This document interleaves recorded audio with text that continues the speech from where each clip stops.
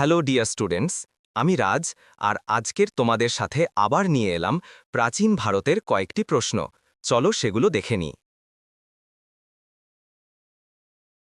আফগানিস্তানের বেগ্রাম কোন রাজার রাজধানী ছিল? কনিষ্ক। প্রাচীন শহর বেগ্রামকে রাজা কনিষ্কের রাজত্বকালে রাজধানী হিসাবে চিহ্নিত করা হয়েছিল। তিনি দ্বিতীয় শতাব্দীর দিকে মধ্য এশিয়ার কুষাণ সাম্রাজ্যের একজন বিশিষ্ট শাসক ছিলেন। কনিষ্ক তার সামরিক, রাজনৈতিক এবং আধ্যাত্মিক কৃতিত্বের জন্য পরিচিত, এবং তার রাজত্ব বৌদ্ধধর্ম এবং শিল্পকলায় একটি উল্লেখযোগ্য যুগ হিসাবে চিহ্নিত। কে শক রাজা তৃতীয় রুদ্রসিংহকে পরাজিত করে তার রাজ্য দখল? দ্বিতীয় চন্দ্রগুপ্ত। দ্বিতীয় চন্দ্রগুপ্ত শক রাজা রুদ্রসিংহ তৃতীয়কে পরাজিত করে তার রাজ্য দখল করেন এবং বিক্রমাদিত্য উপাধি ধারণ করেন।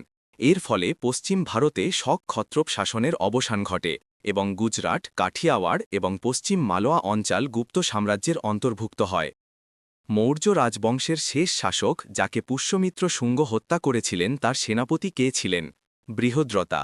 1885 খ্রিস্টপূর্বাব্দে বৃহদ্রতাকে একটি সামরিক কুচাকাওয়াজের সময় তার রক্ষী বাহিনীর সর্বাধিনায়ক ব্রাহ্মণ সেনাপতি পুষ্যমিত্র শুঙ্গ কর্তৃক হত্যা করা হয়, যিনি তখন সিংহাসনে অধিষ্ঠিত হন এবং শুঙ্গ রাজবংশ প্রতিষ্ঠা করেন।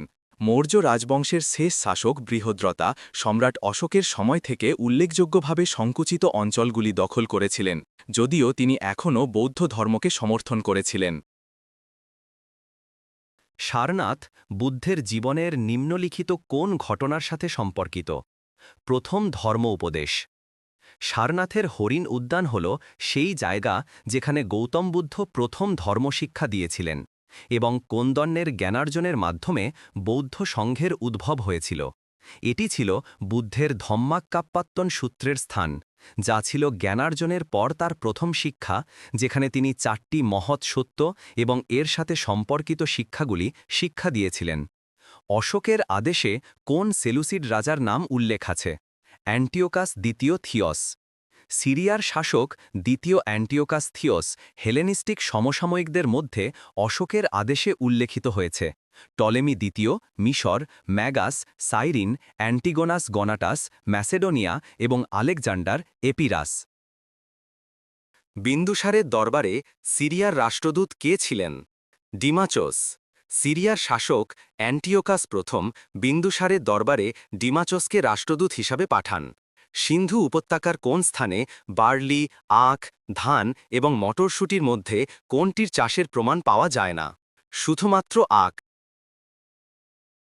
সঠিক উত্তর হল শুধুমাত্র আখ। সিন্ধু সভ্যতায় যব এবং ধান চাষ করা হলেও সেই সময়কালে সেই অঞ্চলে আখ চাষের কোনো প্রত্নতাত্ত্বিক প্রমাণ পাওয়া যায় না। সিন্ধু সভ্যতা, যা প্রায় 2500 খ্রিস্টপূর্বাব্দে সমৃদ্ধ হয়েছিল, তার উন্নত কৃষি পদ্ধতির জন্য পরিচিত, যার মধ্যে যব এবং ধান চাষও অন্তর্ভুক্ত ছিল।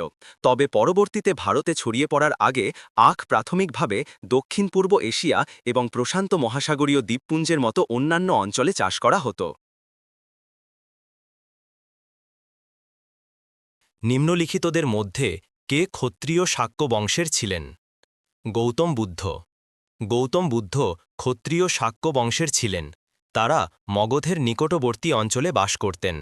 তার মা মায়া দেবী এবং পিতা শুদ্ধধন। কালিদাসের নিম্নলিখিত কোন গ্রন্থে সতীদাহ প্রথার কথা উল্লেখ করা হয়েছে? কুমার সম্ভব। কুমার সম্ভব কালিদাসের একটি কবিতা।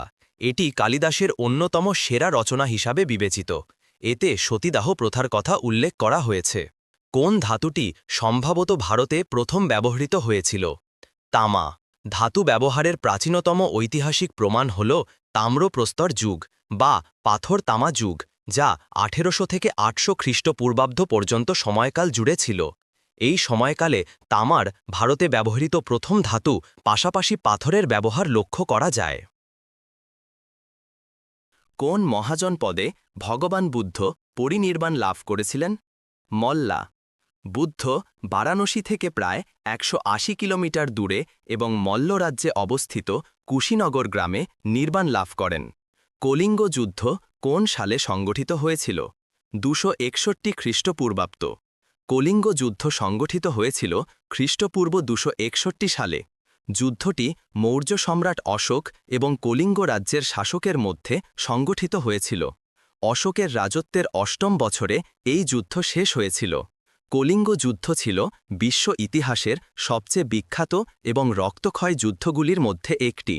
এই যুদ্ধে 10,000 মানুষ নিহত হয়েছিল, 1,50,000 জন বন্দী হয়েছিল এবং আরও 10,000 মানুষ মারা গিয়েছিল। এই যুদ্ধ অশোকের জীবনের এক গুরুত্বপূর্ণ মোড় ছিল। তিনি আর কখনো যুদ্ধ না করার শপথ নিয়েছিলেন এবং ধর্মপ্রচারের জন্য তার বাকি জীবন উৎসর্গ করার সিদ্ধান্ত নিয়েছিলেন। শক যুগের প্রবর্তন কে করেছিলেন? কনিষ্ক। শক যুগের প্রতিষ্ঠাতা ছিলেন কুষাণ সাম্রাজ্যের সম্রাট কনিষ্ক, 78 খ্রিস্টাব্দ থেকে। আধুনিক শক ক্যালেন্ডারের বছর প্রতি বছর 22 মার্চ গ্রেগরিয়ান তারিখের সাথে আবদ্ধ। গ্রেগরিয়ান অধিবর্ষে এটি 21 মার্চ শুরু হয়। সিন্ধু সভ্যতার একটি বৈশিষ্ট্য লেখ। তাদের উন্নত নগর জীবনের সকল সুযোগ সুবিধা ছিল। সিন্ধু সভ্যতার উল্লেখযোগ্য বৈশিষ্ট্যগুলি হল ব্যক্তিগত পরিচ্ছন্নতা, নগর পরিকল্পনা, পোড়া ইটের ঘর নির্মাণ, সিরামিক, ঢালাই, ধাতু তৈরি, তুলা এবং পশমি বস্ত্র তৈরি। মহেঞ্জোদারো মানুষের স্নানের সর্বোত্তম সুবিধা, নিষ্কাশন ব্যবস্থা এবং ব্যক্তিগত স্বাস্থ্যবিধি সম্পর্কে জ্ঞান ছিল। প্রাচীন ভারতীয় ভৌগোলিক ধারণা অনুসারে ভারতবর্ষ নিম্নলিখিত কোন দ্বীপের অংশ ছিল? জাম্বুদ্বীপ। বৈদিক বিশ্বতত্ত্ব অনুসারে জম্বুদ্বীপ এবং ভারতবর্ষ একই দ্বীপের অংশ ছিল। প্রাচীনকালে আমাদের ভারতীয় ভূগোল অনুসারে উত্তর গোলার্ধের সমগ্র ভূমিভাগ সমস্ত দিক থেকে সমুদ্র দ্বারা বেষ্টিত ছিল। পৃথিবীর এই বিশাল ভূমিভাগকে জম্বুদ্বীপ বলা হতো। সংস্কৃত ভাষায় দ্বীপের অর্থ একটি দ্বীপ। মধ্য মহাবিশ্বের অসংখ্য সমকেন্দ্রিক দ্বীপপুঞ্জের মধ্যে জম্বুদ্বীপ হল প্রথম দ্বীপ। পরবর্তী বৈদিক যুগে কর এবং কর আদায় নিম্নলিখিত কোন সংস্থা দ্বারা করা হতো? সাংগৃহীত্রী। পরবর্তী বৈদিক যুগে কর এবং কর আদায় বাধ্যতামূলক করা হয়েছিল এবং সংগৃহীত্রী নামে পরিচিত কর্মকর্তা দ্বারা এটি করা হতো। পরবর্তী বৈদিক যুগে বৈশ্যরাই একমাত্র কর প্রদানকারী বলে মনে করা হতো। দুই সমুদ্রের মধ্যবর্তী ভূমি বিজেতা হিসেবে কে বিখ্যাত? বিন্দুসার। তার রাজত্বকালে বিন্দুসার ভারতের দক্ষিণ অংশ থেকে মহীশূর পর্যন্ত মৌর্য সাম্রাজ্য বিস্তৃত করেছিলেন। তার সাম্রাজ্য আরব সাগর, ভারতের পশ্চিম উপকূল থেকে বঙ্গোপসাগর, ভারতের পূর্ব উপকূল পর্যন্ত বিস্তৃত ছিল। তার রাজ্য দুই সমুদ্রের মধ্যবর্তী অঞ্চল জুড়ে বিস্তৃত হওয়ায় তিনি দুই সমুদ্রের মধ্যবর্তী ভূমির বিজয়ী হিসেবে খ্যাতি অর্জন করেছিলেন। কোশল মহাজনপদের দক্ষিণ অংশের রাজধানী কী ছিল? কুশবতী। প্রসেনজিৎ ছিলেন কোশল মহাজনপদের রাজা। তিনি বুদ্ধের সমসাময়িক ছিলেন। কোশলের উত্তর অংশের রাজধানী ছিল শ্রাবস্তী এবং দক্ষিণ অংশের রাজধানী ছিল কুশাবতী।